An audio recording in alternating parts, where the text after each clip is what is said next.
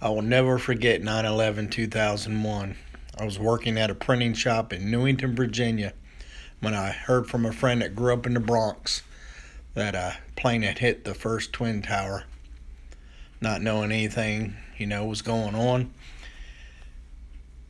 When they told me the second plane hit, and then one hit at the Pentagon, my boss shut down the job, told everybody to go home. Some people were joking about it, didn't think it was nothing why the boss was closing. My wife didn't know anything was going on. I told my wife, I called her and said, get the kids out of school and get them home. She didn't know why. I said, just get them home, watch the news.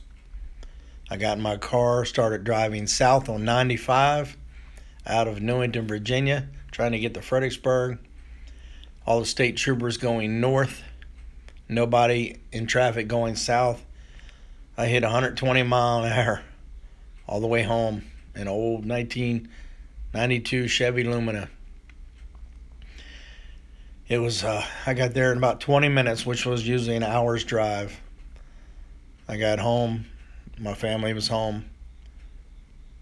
It was relaxing to be at home, knowing everybody was safe.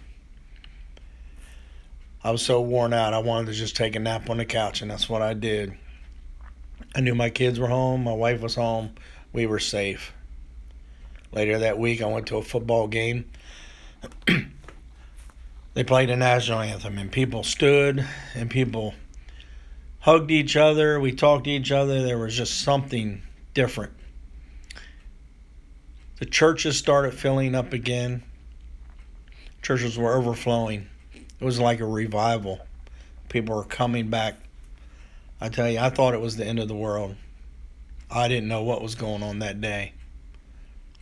But I see a country starting to reunite. I was not a Christian back then. I had walked away from the faith for many years. And I surely thought it was the end of the world, though. You think I would have changed then. It took me till 2009 before I finally came back to Christ.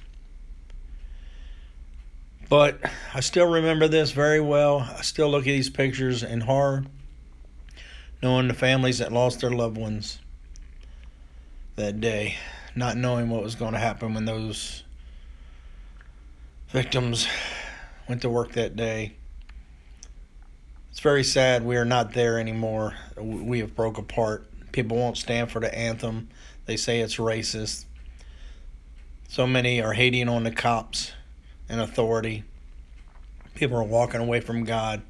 Teachers are teaching our kids to not obey the truth.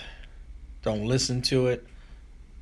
Turning on the government. The government's turning on their self.